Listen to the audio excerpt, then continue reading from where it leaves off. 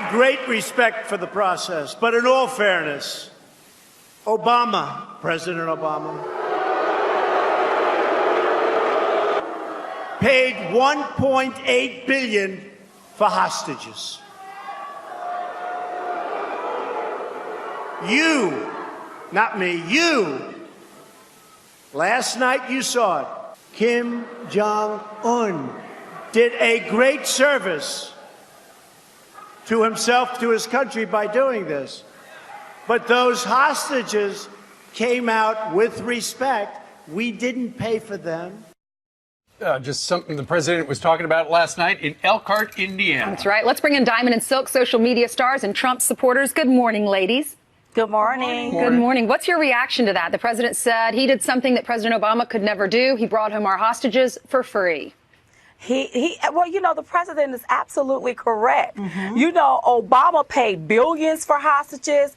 He traded off terrorists for American hostages, but President Trump didn't have to do that. You know, Obama, I know he's upset because he thinks that his legacy is being tarnished, but his legacy didn't have a leg to stand on. That's right. President Trump didn't waver. He didn't back down. He didn't mince his words. And look, we have Americans back on our soil where they belong. Why do you both feel like they won't? Some on the left in the so-called mainstream media still won't give them any credit. They're saying, you know, this approach in North Korea isn't going to work. Why won't they ever do that? Because they're envious, because they're jealous, because he's been able to do in between 16 to 18 months what Obama could not do in 8 years. That's right. That's why they won't give him credit. Listen, this president is not to be played with. There's a new sheriff in town. We call him President Donald J. Trump, and he is not playing. He's going to get the job done, and they are envious and jealous because they could never do that. That's right. Well, ladies, you're down in Washington, D.C. This week. They've been having the confirmation hearings for Gina Haspel to be the next CIA director. The whole conversation has turned to enhanced interrogation and waterboarding, which now the government doesn't do. But listen to this. Here's Whoopi Goldberg yesterday on The View with the plan for POTUS. Remember how the gentleman in the White House talked about torture on the campaign trail? What I'd like to say is I would like you to try it. I think people who have actually been tortured, who are saying this is not a good thing, you should listen to them because you have never been tortured, and neither has Dick Cheney. So what do you think?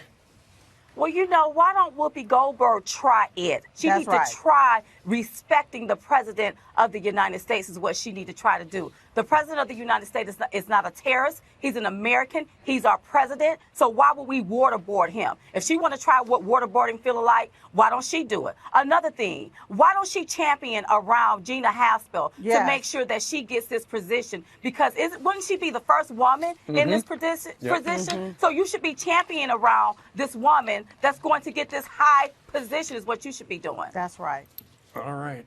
Let's talk a little bit about the Garden State. Pete and I live there. And now, ladies, as it turns out, we are subsidizing things for illegal aliens because the Garden State is now allowing for illegal aliens to apply for state financial aid at the universities.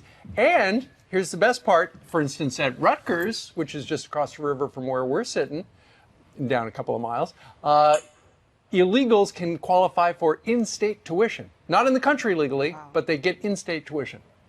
You know, I think that's very sad. And who's paying for this? American tax dollars. What about the American students? What about American people that goes to school that have to pay student loans until they're about 50 or 60 years old? Yet we allow people to cross our borders illegally. That's right. And now we give them handouts like grants for them to go to college. What about the American people? I think it's sad. I think it's sick. I think every American that goes to college should be outraged and speak out about this. And they committed their first crime whenever they crossed that border illegally. When an American citizen do something illegally, they are given 3 hots and a cop behind a locked cell block. Not no funding. Ladies, what are you doing in Washington today? Oh, we was in Washington for an event last night with Sarah Palin. Yes, it was Governor amazing. Sarah Palin, It was amazing. Very cool. All right, ladies, have a great weekend. Thanks for joining us. Thank you both. This week, First Lady Melania Trump unveiled her Be Best children's anti-bullying campaign, a great initiative. I feel strongly that as adults, we can and should be best at educating our children. Today, I'm very excited to announce Be Best. but she was attacked immediately by the media. There are a lot of realities that she's dealing with. This is a first lady who is not culturally American, but she is learning the ways. Then New York Times reporter Glenn Thrush criticizing her grammar, tweeting, "For non-English speakers, preferably those from Eastern Europe, is be best an idiom in your language?" And the far-left haters on Twitter mocking her accent.